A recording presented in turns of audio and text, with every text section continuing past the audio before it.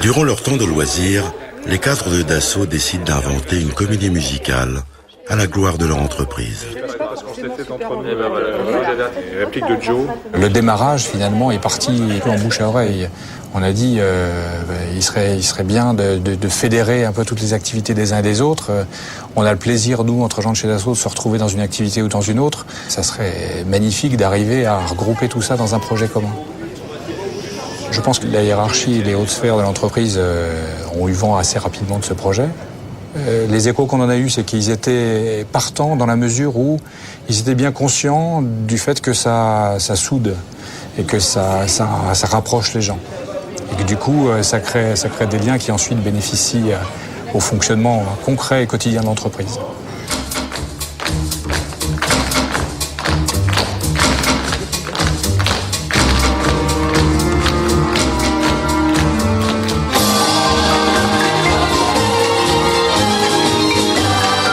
J'ai entendu des personnes me dire on a à nouveau ce sentiment d'appartenir encore plus à une entreprise, de former encore plus une famille. Allez, passe-moi les balsas, salsa, balsa, plus l'entreprise, je dirais, se déshumanise, plus elle a besoin de se parer des atours de ce qui serait une personnalité. Et on va développer une sorte de culte des surhommes aussi, à travers toutes les légendes sur les dirigeants de société, à travers la biolégende de la société. On va effacer les moments un peu difficiles. Et ce que l'on attend, c'est que le salarié, finalement, rentre dans une sorte de rapport presque, j'allais dire, amoureux avec l'entreprise.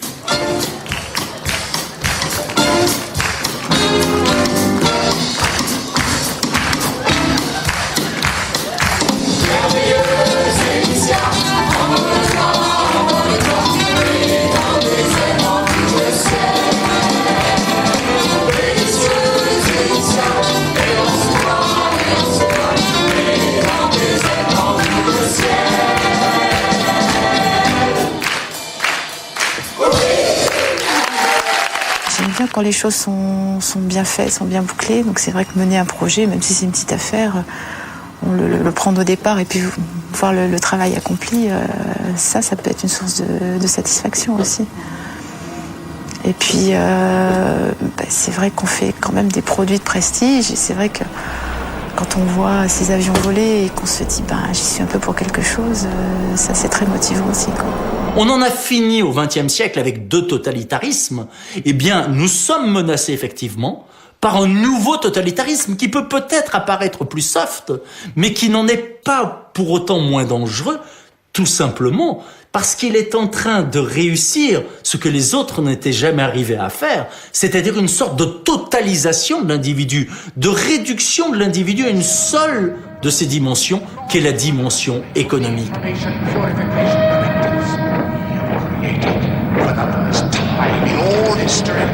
A garden of pure ideology, where each worker may bloom, secure from the pests, obeying contradiction, with one will, one resolve, one cause. Our enemies shall talk themselves to death, and we will weary them with their own confusion. We shall prevail.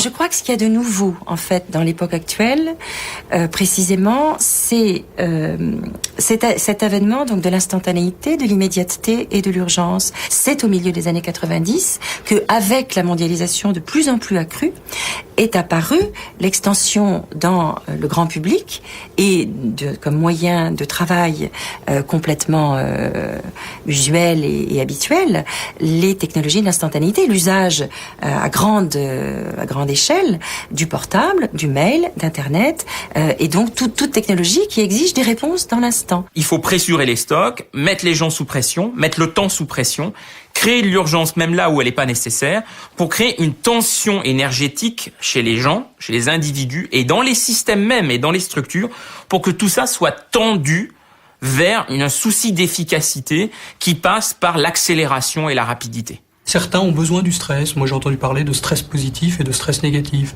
Certains, pour travailler, ont besoin d'être dans le stress, dans la pression ou dans l'urgence. J'ai moi-même, aujourd'hui, dans mon équipe, une collaboratrice que j'aide à anticiper, parce qu'il est important dans ces métiers et sur ces dossiers qu'elle soit en phase d'anticipation. Elle apprend à le faire, elle l'accepte. Néanmoins, elle aime bien travailler dans l'urgence. Et elle me le dit, j'en ai parlé d'une façon simple avec elle. Il peut arriver qu'elle prenne volontairement du retard, entre guillemets, sur un dossier, parce qu'elle préfère se retrouver un petit peu au pied du mur, parce qu'elle préfère se retrouver dans une situation qui va être un peu stressante, mais qu'elle va vivre comme un stress positif, qu'on appellera d'ailleurs du challenge ou de la motivation, et qui lui permettra d'avancer très vite au dernier moment sur un dossier. Je me souviens d'un cadre supérieur comme ça qui me disait, mais finalement, on vit en permanence dans l'instant, on est en permanence en fait inondé par le quotidien, on est emporté par le maelstrom de la vie, et lui expliquait qu'il pouvait pas vivre autrement. Vivre sur un autre rythme était quelque chose qui l'aurait fait mourir d'ennui.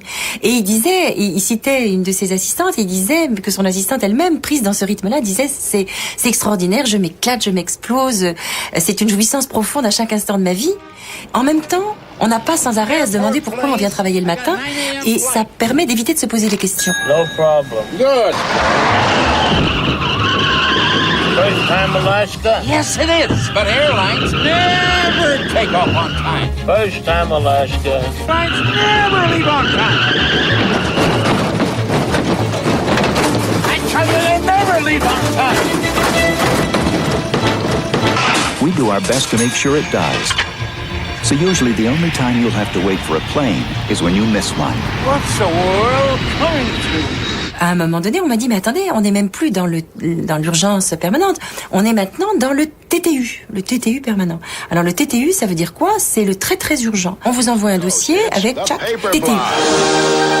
Avant, on pouvait distinguer ce qui était urgent et important, ce qui était urgent mais pas très important, et puis ce qui était important mais pas forcément urgent. Et maintenant, ce qui se passe, c'est clairement qu'il y a une collusion complète entre la notion d'urgence et d'importance. C'est-à-dire, on ne peut plus distinguer ce qui est urgent et important de ce qui est urgent mais pas important. Ce rapport au temps, qui est un rapport qu'on voit dans toute la société, ce temps de l'agenda, ce temps d'un présent étendu, ce temps de l'immédiat, il est clairement dans l'entreprise, et il est en particulier dans l'entreprise parce que l'entreprise, c'est une institution qui a un rapport difficile avec le futur. Donc effectivement, quand on est dans ce contexte-là où on ne cesse de dire le client exige que les concurrents vont plus vite que nous et le grand patron a dit qu'il fallait être sous pression, quand on a ça, bien évidemment qu'on n'est pas dans une logique où on va remettre en question le stress.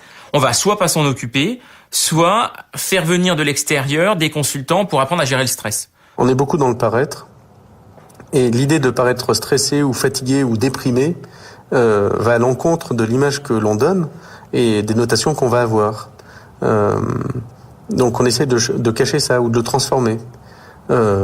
Beaucoup de mes collègues font aussi appel à des drogues, soit légales, soit illégales pour certains.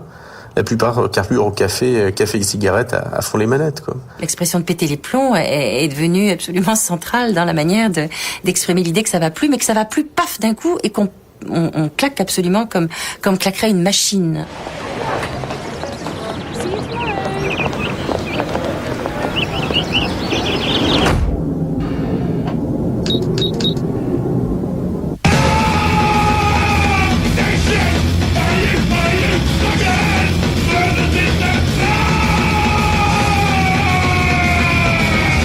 Quand on regarde aujourd'hui la souffrance au travail, je ne crois pas qu'on puisse dire que la souffrance en tant que telle, je dirais, se développe, parce que c'est pas du quantifiable. Et la dureté physique qui était celle du travail au 19e siècle était aussi considérable. Mais en même temps, ce qu'on est bien obligé de dire, c'est qu'il y a un développement des pathologies physiques et mentales. C'est-à-dire qu'il y a de plus en plus de gens qui perdent leur vie en la gagnant.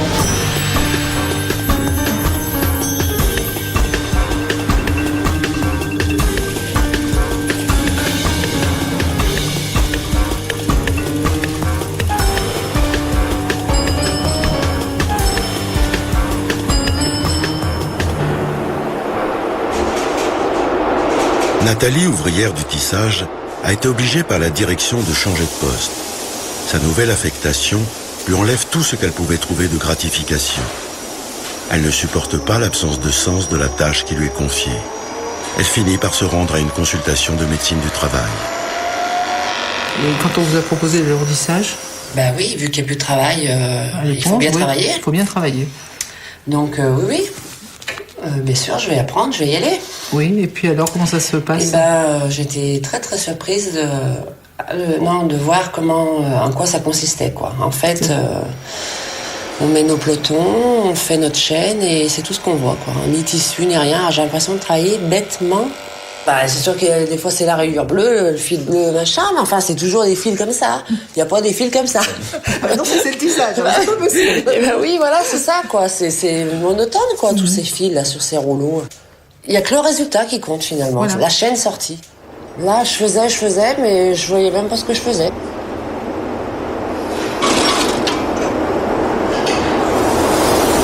Et je dis, le travail, on est quand même 5 jours sur 7. Si on est mal, mais c'est terrible, quoi. Oui. Il y a 5 jours où c'est l'angoisse, quoi. Si on n'aime pas ce qu'on fait, non. Faut être content d'aller au boulot, je sais pas. Moi, j'y vais comme ça, moi. Parce que le peu de temps que j'étais pas bien, là, ça galère d'aller travailler. J'aurais pu me faire mal pour rester chez moi. J'aurais presque fait, quoi. C'était invivant, là. Moi, je voulais m'en aller, chez Devaux. Quitter l'entreprise, démissionner. Ah oui. Ah oui, vous en étiez là. Ah oui, mon mari m'a dit, je veux bien, mais je veux pas que tu fasses non plus 50 km, quoi. Ici, tu vas y travailler où? Oui. Il dit, pense que t'es quand même à côté, quoi. Mais bon, maintenant, c'est passé, ça va, ouais. Ça va. Voir que finalement, ce que je fais, c'est bien fait et que ça va bien tisser, c'est parce que c'est Nathalie qui a fait. Alors là, je suis contente. J'y suis quand même arrivée,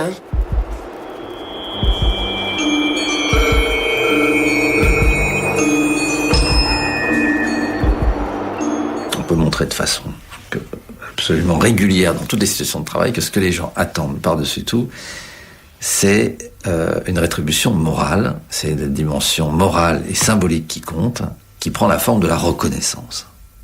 Ce que les gens attendent, c'est qu'on reconnaisse la qualité du travail, la qualité de leur contribution. Les conditions de travail aujourd'hui dans l'entreprise française sont, je dirais, déplorables dans le sens où, en effet, on crée une telle rivalité entre les collègues. On met de moins en moins d'espace où les personnes peuvent se rencontrer, des rencontres, je dirais, informelles. Il y a de moins en moins d'espace pour fumer, pour boire un café, pour justement échanger, pour avoir des temps où on peut, en effet, c'est des soupapes ces temps-là. On peut s'extraire à l'attention de l'entreprise. Il y a de plus en plus d'open space. Ça nous donne l'impression que les gens travaillent ensemble, mais en fait, ils ne travaillent pas si ensemble que ça. C'est une illusion parce que du coup, ils sont dans une telle concurrence parce que du coup, tout le monde observe tout le monde et à partir de là, on n'a plus de moment de répit.